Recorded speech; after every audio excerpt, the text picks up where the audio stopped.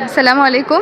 আজকে আমাদের যে মানববন্ধন কর্মসূচি, এখানে আমরা যে ষষ্ঠ ব্যাচ, মানে আমরা যে নতুন ব্যাচ এই মেডিকেল কলেজের, আমরা সকলে এখানে সম্মিলিত হয়েছি।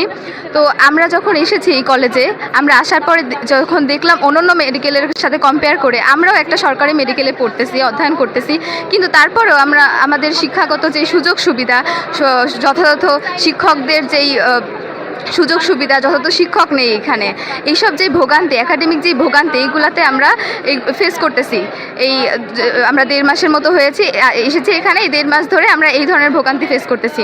এছাড়াও যখন আমরা এখানে আসার পর এই বিষয়ে অবগত হয়েছি যে আমাদের যে সিনিয়র বড় ভাই আপুরা ছিল, তারা 2025 সালের এপ্রিল মাসে একটা বিক্ষোভ করেছিল, যেটা খুব বড় ছিল এবং যেখানে আমাদের বড় ভাই এবং আপুদের রক্তও ঝরেছিল।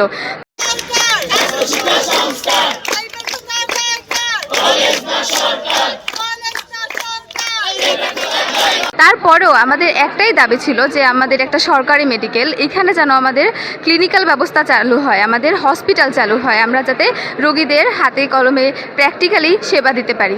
কিন্তু তারপরেও সরকার আমাদের কোনো কথা শোনেনি। তারা আমাদের আশ্বাস দিয়ে গেছে, কিন্তু আমাদের দাবি তারা এখনও পূরণ করেনি।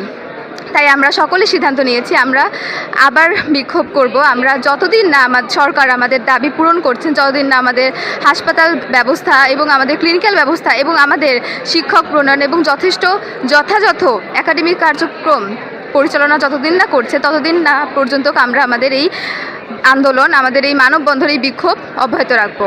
আমরা ততদিন পর্যন্ত ক্লাসে ঢুকবো না, যতদিন না আমাদের দাবি পূরণ করা হচ্ছে।